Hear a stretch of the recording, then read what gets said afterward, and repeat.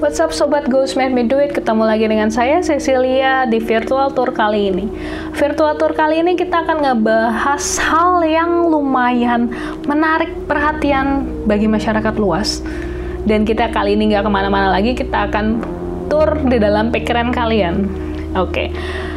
Pernah nggak sih kalian pikir gimana caranya seorang indigo atau seorang yang punya mata ketiga atau mata batin melihat hantu? Gimana, apa yang dirasakan dan apa yang jadi triggernya? Gimana pengalaman mereka? Oke, kalau kalian sudah siap, silahkan duduk manis, naikkan kursi kalian dan tonton video ini sampai habis. Comenzamos la magia.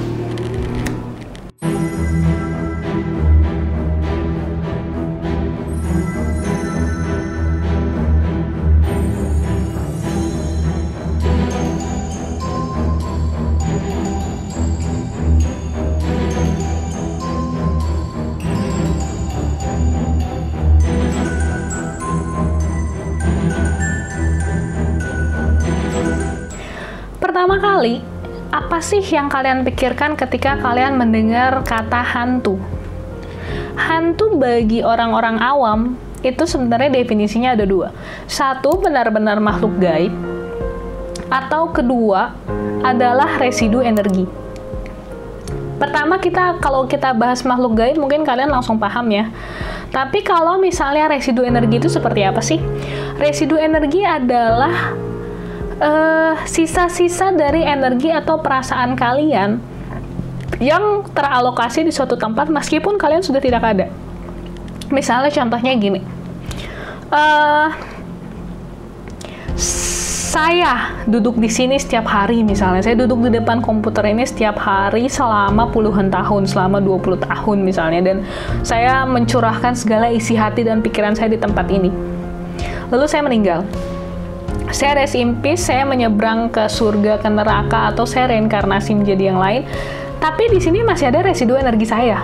Karena ketika saya duduk di sini, saya mencurahkan segala isi hati dan pikiran saya. Saya benar-benar struggle, saya benar-benar kesusahan, saya benar-benar penuh dengan feeling ketika saya duduk di sini. Orang yang punya mata ketiga bisa ngelihat itu. Bisa ngelihat saya masih di sini, saya masih duduk di sini, di depan komputer, saya masih ngomong, meskipun sayanya sendiri sudah tidak ada. Itu adalah contoh dari residu energi. Jadi jangan heran kenapa begitu banyak makhluk-makhluk yang sebenarnya udah nggak ada, tapi masih bisa dilihat dengan mata ketiga. Oke. Sekarang, definisi mata ketiga sendiri itu apa sih? Mata ketiga itu adalah mata yang bisa melihat hal-hal yang kasat mata, yang tidak terlihat dengan mata, yang menembus ruang dan waktu. Ingat, kata kuncinya adalah ruang dan waktu, sehingga karena bisa menembus waktu, maka residu energi pun bisa dilihat dengan mata ketiga. Paham nggak maksudnya? Nah, melihat hantu sendiri itu sebenarnya ada dua jenis. Satu, melihat di otak, dan dua, melihat di mata. Jadi kalau misalnya dibilang nih, kayak di film-film ya, kayak di film-film misalnya yang gak bisa ngebedain itu orang atau itu hantu, sampai dia ketuker, dia ngajak ngomong padahal itu sebenarnya hantu gitu. Sebenarnya hal itu nggak terjadi di dunia nyata. At least saya belum pernah ketemu sama orang yang seperti itu ya. Rata-rata yang saya temuin, jawabannya mereka, bisa kok, emang bisa dibedain, emang jelas banget kok. Kita bahas yang paling gampang dulu, yang melihat di otak. Ciri-cirinya begini, ketika salah satu paranormal atau orang yang punya kemampuan mata ketiga melihat di otak, dia ketika melihat ke satu sudut, dia bukannya ngelihat tapi merem, atau dia ngelihat ke atas kayak begini. Jadi kayak misalnya, coba lihat di sana ada kuntilanak deh, dia akan saya lihat rambutnya panjang, terus dia pakai baju putih, jadi dia nutup mata atau dia ngelihat ke atas. Kenapa begitu? Karena yang dia lihat ada di dalam kepalanya. Jadi, dia memproyeksikan bayangan tersebut masuk ke dalam otaknya, jadi dia tidak melihat dengan bola mata gitu. Itu bedanya. Kalau yang melihat dengan mata juga bentuknya tidak seperti manusia normal. Saya pernah bertanya ke salah seorang anak indigo, beberapa anak indigo, tapi yang kalau kalian kenal mungkin dengan Albert Wijaya yang pernah ikut kita penelusuran di rumah Belanda Cisau. Dia bilang gini, hantu itu biasanya bentuknya kayak hologram, jadinya banyak garis-garisnya, terus suaranya tipis, jadi hampir transparan, dan itu nggak mungkin banget berbeda, dan itu berbeda banget dari manusia biasa, dari makhluk biasa. Jadi so pasti tuh dia bisa ngebedain itu hantu atau itu orang biasa. Saya punya pengalaman menarik begini.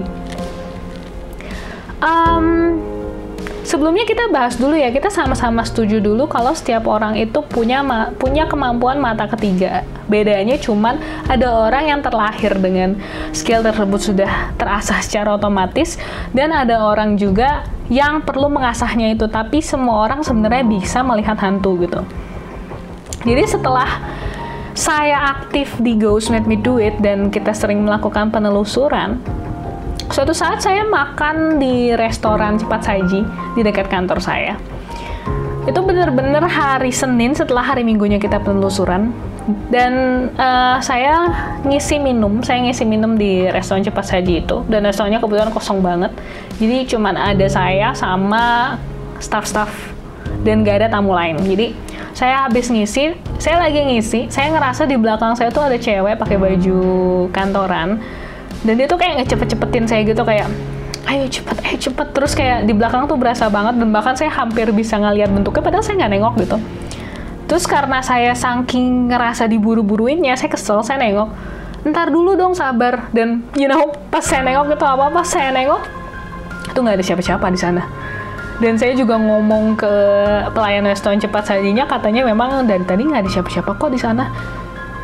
Sekarang logikanya gini, saya bahkan bisa ngedeskripsiin cewek itu dengan sempurna ya. Dia pakai baju kerja, dia pakai kemeja putih, pakai rok hitam, dan bahkan dia pakai sepatu pantofel yang ada pitanya gitu. Padahal saya nggak nengok sama sekali. Itu sebenarnya salah satu contoh dari mata ketiga yang mungkin terbuka secara tidak sengaja karena saya begitu banyak bersinggungan dengan energi-energi seperti itu ketika penelusuran dengan Ghost Made Me Do It. Nggak cuman itu aja, bahkan saya pernah di satu lokasi saya lagi duduk, dan itu tiba-tiba ada kayak anjing hitam lewat, dan saya kira, oh oke, ada yang bawa anjing. Begitu saya lihat, karena saya dog lover, saya lihat ternyata nggak ada apa-apa, dan di situ saya sadar, oke, ini ternyata salah satu bentuk kalau mata ketiga itu bisa terasah dengan semakin sering kamu berinteraksi dengan dunia seperti itu dan dimensi-dimensi seperti itu. Siapapun terlahir dengan mata ketiga. Jadi semakin kamu mengasah itu, semakin kamu bisa melihat, dan mungkin tahap pertama kamu akan melihat di otak, tapi semakin kamu terasah, kamu akan semakin melihat di mata. Cuman sampai saat ini yang masih saya setujui adalah hampir tidak ada yang tidak bisa membedakan hantu dan manusia. Karena bentuknya jelas beda banget. Kalau misalnya mendengarkan suara itu biasanya bentuknya di otak, jadi tidak di telinga. Jadi kalau kalian berasa mendengarkan suara dan itu suaranya benar-benar real, satu, antara energi hantunya besar sekali, atau dua, kalian mungkin skizofrenia. Coba kalian cek dulu ke psikiater. Kalau kalian mendengarkannya di telinga, siapa tahu ada yang salah dengan pendengaran, atau ada yang salah dengan mungkin dengan mental kalian. Tapi mayoritas dari yang saya tanyakan adalah mereka mendengarnya di kepala. Contohnya ketika kalian dalam bahaya, misalnya kalian lagi ada di suatu mobil yang terbakar, terus ada suara di kepala kalian, ayo loncat, gak apa-apa, loncat aja keluar daripada mati terbakar di dalam. Suaranya kurang lebih seperti itu. Jadi kalian hampir tidak bisa membedakan itu suara kalian sendiri atau suara dari leluhur-leluhur kalian atau dewa pelindung kalian yang membisikkan ke kalian. Itu rasanya anak-anak indigo yang katanya sering dapat bisikan dari leluhurnya. Jadi begitu, sama sekali tidak bisa dibedakan, sulit untuk dibedakan gitu. Tapi pembeda yang paling efektifnya adalah tadi, dia mendengarnya di otak dan tidak di telinga sama sekali. Jadi kalian sudah tahu kurang lebih rasanya seperti itu. Mungkin ini cuman dari perspektif saya dan teman-teman saya. Kalau kalian ada yang memang bisa melihat hantu, punya kelebihan berkomunikasi dengan mereka, atau punya teman-teman yang sama punya pengalaman seperti itu, kalian boleh banget tinggalkan komen di dalam kolom komen, dan kita akan bahas bareng. Kita akan sharing lebih banyak lagi tentang ini. Tapi yang pasti saya yakinkan lagi di sini bahwa semua orang terlahir dengan indera keenam. Semua orang terlahir dengan kemampuan untuk melihat hantu, dan semua orang itu derajatnya sama. Tidak ada yang lebih hebat, tidak ada yang lebih tinggi. Kalaupun ada yang lebih tinggi adalah dengan dari cara kalian memperlakukan dan menghargai orang lain.